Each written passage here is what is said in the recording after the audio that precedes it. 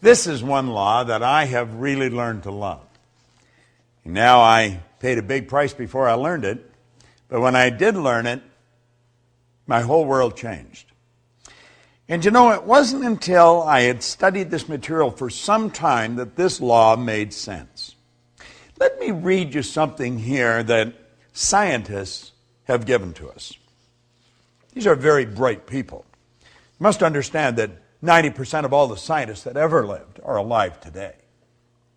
Scientists accept the truth that the body of a human is moved by the mind, that all its functioning is governed by a ruling thought, whether that thought is subjective or objective, whether it's conscious or unconscious.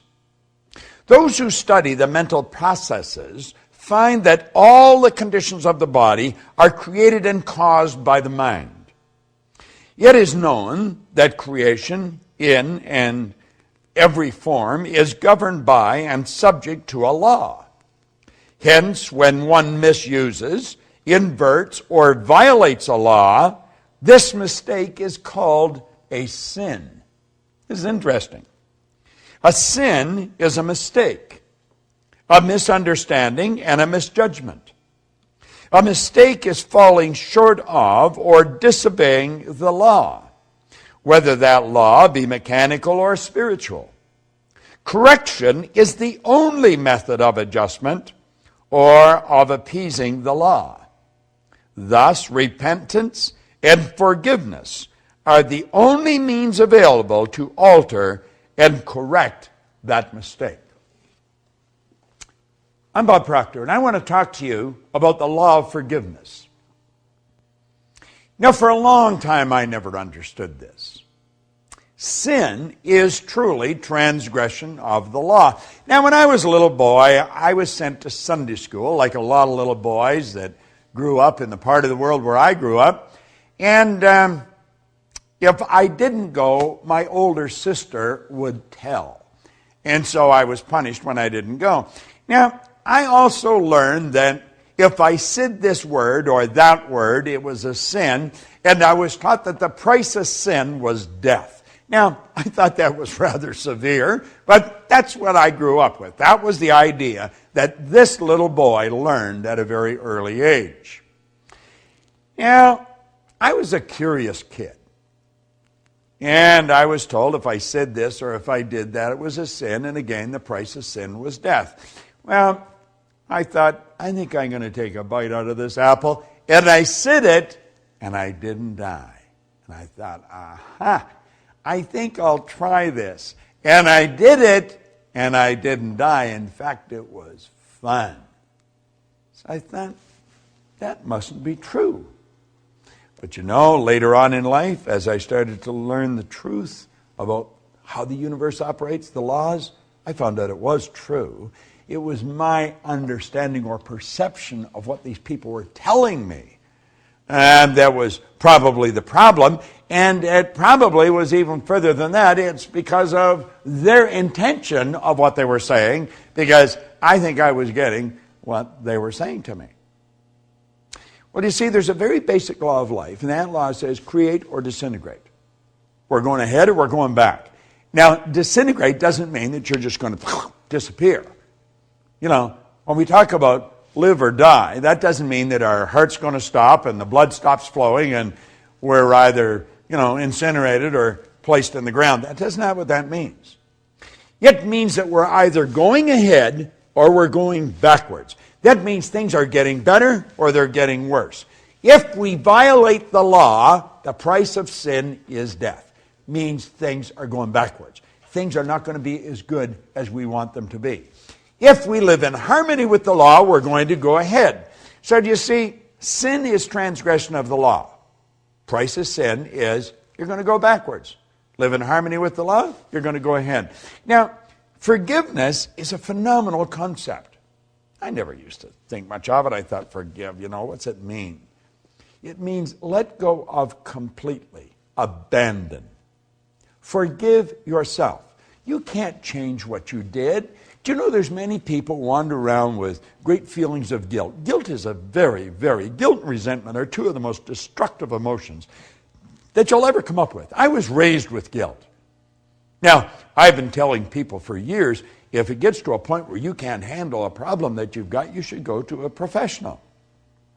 Well, it's like the guy said, I like a chef that'll eat his own cooking. I was raised with guilt, and so I experienced a lot of guilt, and I was having difficulty getting rid of it. Any little thing I did that, that I just didn't think was right, I would have great guilt over it. So I went to a psychiatrist in Southern California, in Century City. And I only went to that psychiatrist 3 or 4 or 5 times, I guess. And I was on my way down the last time that I went, and I realized I didn't have to go anymore. And I phoned him and I said that I wasn't coming. He said, well, come on down anyway because I like what you're doing. I want to find out more about what you're doing. And he was able to help me get rid of the guilt. It was all a simple concept of forgiveness. Forgive means to let go of completely. Let it go. Forgiving is a very healthy concept. We've got to learn to forgive ourselves. We've got to forgive others. We have to realize that what we did yesterday, we cannot change. If you did something deliberately wrong, let it go. Forgive yourself. If you did it and you didn't do it deliberately, forgive anyway. Let it go. If someone else has done something to you, don't hold any resentment. Let it go. Now, that doesn't mean that you want to go and give them an opportunity to do it all over again. You may move away from that. But you cannot hold bad thoughts in your mind and move in a good direction. Listen to something else that Hollywell brought it out here. He said, a noted physician talking before a group of other medical people on this very subject of thought being the source of disease was recorded as having said in his concluding remarks, abnormal tumors and cancers are due to a long period of suppressed grief and anxiety. Another way of saying that such diseases are due to a lot of sinful thoughts getting bottled up and suppressed within our minds. If this state is so destroying, it might be wise for us to probe into our own selves and note the effect our emotions have upon the physical organism. Then let us seek by every means at our command to overcome and abandon and forsake every emotional tug that has a debilitating and disturbing effect. Do you know, that's such excellent advice. Do you know, if you go way back, found out we're just absolutely ridiculous. A lot of bad blood comes from wrong thinking. Try and understand this. Everything works from a higher to a lower potential. When you're dealing with electricity, you must work from a higher to lower potential. We don't even know what electricity is, but we do know the laws by which it operates. If you want a greater flow of electricity, put in a bigger bulb, get a bigger transformer. The only limit placed on electricity is the limit that's placed on the form through which it's flowing. Well, it's exactly the same with us. We work from a higher to a lower potential. We go from the thought to the thing. Spirit always manifests through its polar opposite. You go from the non-physical to the physical. You and I have the ability to tap into a non-physical world, a world of thought. And we can choose our thoughts. We can choose any thoughts we want. Do you know, Viktor Frankl was a Viennese psychiatrist, spent the war years in a concentration camp. And he said it was while he was in the camp that he realized that regardless of the physical or intellectual abuse that he was subjected to, no one could cause him to think something he didn't want to think. Do you know that's where attitude begins? Attitude is the composite of our thoughts, which cause our feelings, which express in actions. See, our thoughts, feelings, and actions, when they're all in sync, that's an attitude. Well, we want to have the proper attitude, and we're going to live in a healthier body. We want to have the proper attitude, and we're going to enjoy the wealth that we look for. We want to enjoy the proper attitude, and we're going to have the friends that we want. But one basic concept is that you have to forgive yourself, and you have to forgive others. You see, guilt and resentment are without question 2 of the most destructive emotions that anybody can experience. Of all the laws that you're going to study, this could be one of the most liberating of all of them. Forgiveness. Letting go of. Abandon. Just let it go. And when it comes back into your mind, let it go again. Form the habit of not holding on to anything that's causing you to feel bad. Start to love yourself. Start to respect yourself. Have a healthy respect for what you're capable of doing. And understand this, carrying bad thoughts about anyone or anything is not doing anyone any good. It's sinful. It's destructive. And the price of sin is death. Well, that doesn't mean they're going to bury you. But it may be burying your company.